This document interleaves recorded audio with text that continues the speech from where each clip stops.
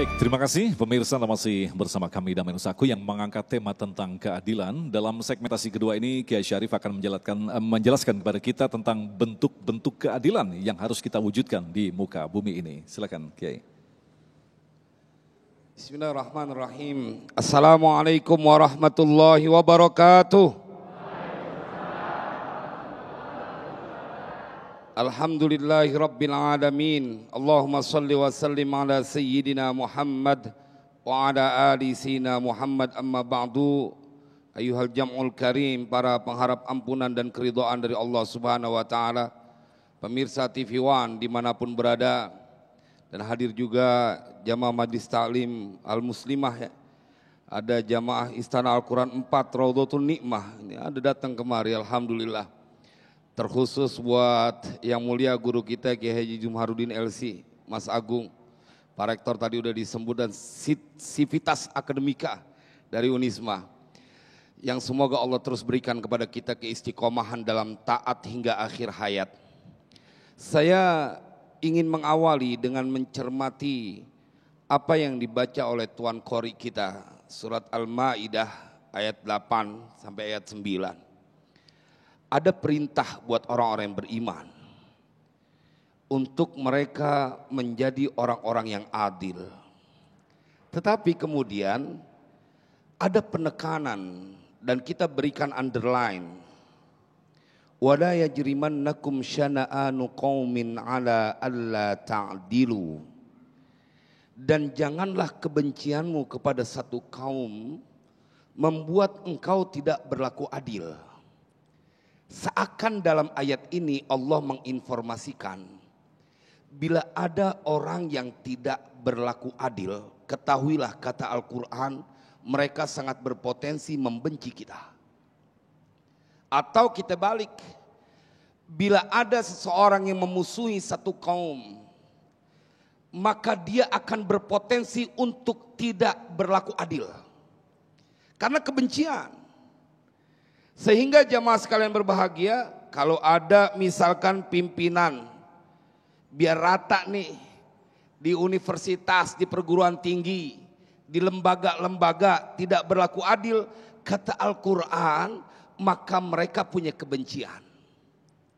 Bila ada pejabat-pejabat, pemimpin yang tidak adil kepada rakyatnya, maka mereka adalah orang-orang yang kata Al-Quran, jangan-jangan mempunyai kebencian. Karena kalau orang cinta, dia akan berlaku adil.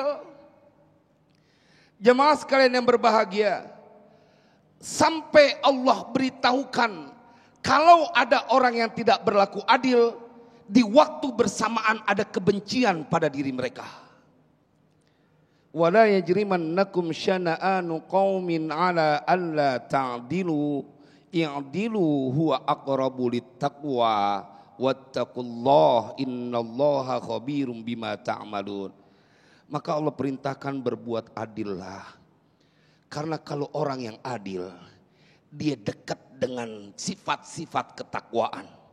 Apalagi kalau pemimpin, paling enak banget. Ente kalau adil jadi pemimpin, di mana aja. Ente jadi pemimpin, paling kecil dalam rumah tangga. Ente jadi pemimpin, berlaku adil. Sampai diajarin dalam kitab Uqudul Lujain, wahai para suami, jikalau engkau menjadi seorang suami, apa yang kau makan, hendaklah kau berikan juga kepada istrimu. Kalau di luar lagi makan duren gitu, pulang bawa duren. Jangan giliran pulang bawa timun. Bawa semangka, baunya doang. Lo bisa makan duren. Itu skup paling kecil.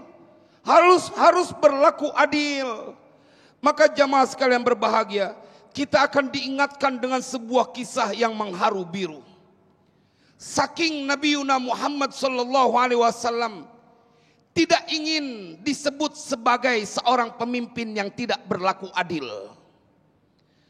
Diulang ini kisah akan membuat kita menjadi sedih dengan bagaimana penampilan teladan yang telah Nabi sampaikan. Saat Nabi sakit, menjelang kematian beliau, Beliau ke atas mimbar dan kemudian berkata, apakah kalian telah menjadi saksi bahwa aku telah menyampaikan apa yang Allah perintahkan? Para sahabat kemudian bersaksi, kami bersaksi engkau telah menyampaikan semuanya ya Rasulullah. Bagian akhir Nabi kemudian memberikan kesempatan kepada orang-orang yang ada di sekitarnya, yang Nabi adalah orang nomor satunya. Bila ada dari kalian yang mendapatkan kezaliman dariku, lawan dari adil adalah zalim, maka pada kesempatan kali ini kupersilahkan kalian untuk menuntutnya. Jemaah, ada sosok manusia yang dia disebut orang yang dijamin masuk surga. Ukasyah namanya. Beliau punya keistimewaan karomah. Dalam berperang, pedangnya patah. Kemudian diambil ranting. Ranting itu lebih tajam dari pedang sebelumnya. Ukasyah. Dia bilang, saya ya Rasulullah, saya mendapatkan kezaliman darimu. Sahabat yang lain yang ada di sekitar itu tersentak kaget. Kok ada? Saya ingin menceritakan ini. Siapapun engkau yang dipercaya oleh Allah menjadi pemimpin di belahan dunia ini, dengan apapun profesimu, engkau dipilih oleh Allah untuk mengepalai dari beberapa orang dan punya tanggung jawab. Ketahuilah, saat itu kau berpotensi menjadi kekasih Allah bila berlaku adil. Tapi di waktu bersamaan bila engkau berlaku zalim, Al-Quran bercerita tentang Fir'aun yang tidak adil. Jemaah, Ukasyah kemudian meminta kepada Rasulullah haknya. Nabi minta untuk Ukasyah menunaikan apa yang dia tuntut. Sahabat protes.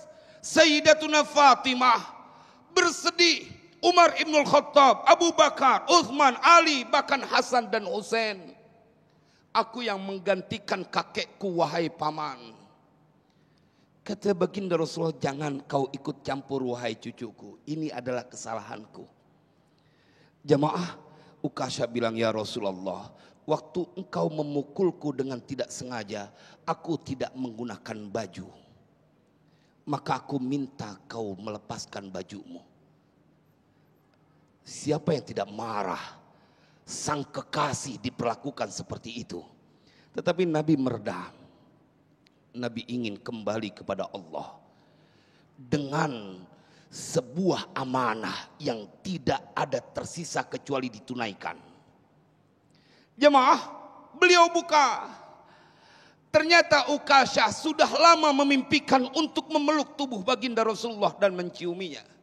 Nabi kemudian bersabda, ini orang, kalau engkau mau lihat penghuni surga yang masih hidup, ini dia Ukasyah.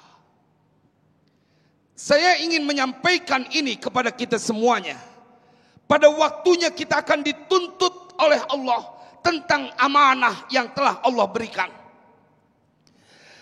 Lalu bila engkau kelewat berani menzalimi orang lain, dari lantaran engkau mementingkan dirimu sendiri, banyak derai air mata dari lantaran perbuatanmu. Banyak mereka yang tak bisa tidur di waktu malam karena kezaliman dan ketidakadilan. Bagaimana kemudian engkau akan mempertanggungjawabkan di hadapan Allah bahwa kita harus berlaku adil dengan hubungan kita kepada Allah dan hubungan kita sesama manusia. Hablum minallah, hablum minan nas.